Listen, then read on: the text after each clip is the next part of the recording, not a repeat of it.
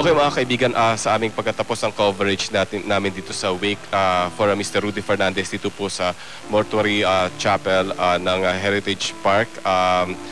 Nais po namin humingi ng panalangin pa sa mga nagmamahal kay Rudy Fernandez. Tayong lahat ay nagdasal sa kanya mula nung siya idapuan ng karamdamang ito 2 years ago. Pero mas hinihingi po namin ang dagdag pang panalangin for the repose of his soul.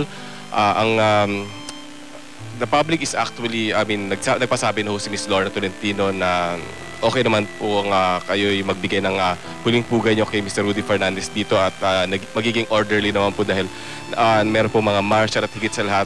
Importante pong nandito lahat ng mga kaibigan ni Rudy Fernandez at ni Ms. Lorna Tolentino, sila Ms. Amy Ostres, si Telly Garcia na kanyang best friend na nanggaling pa ng Canada, sila Tirso Cruz III, sila Christopher De Leon, Sandy Andolong, Amy Austria na hindi na ho na galing from White Plains ay halos hindi na ho natutulog. Ako na ho ang humingi na paumanhin dahil alam ko namang hinihintay nating lahat kung ano ho ang sa loobin ni Ms. Lorna Tolentino, pero nakausap po siya kanina. Hindi pa ho niya talaga kaya at sana po ay maunawaan natin na napakabigat po nitong pangyayari ito para kay Ms. Lorna Tolentino Fernandez.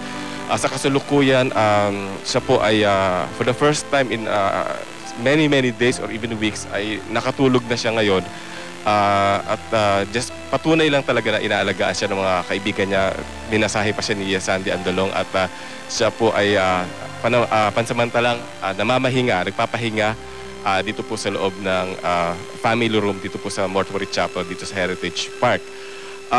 Pero siguro naman ho ay kahit na po iniwan na po tayo ni The Boy at si Lorna Tolentino, siguro po ay mataba po ang kanyang puso ngayon dahil kung hindi niyo po alam, ang huling-huling mga binigkas na salita ni Mr. Rudy Fernandez sa kanya ay, "Mama, I love you."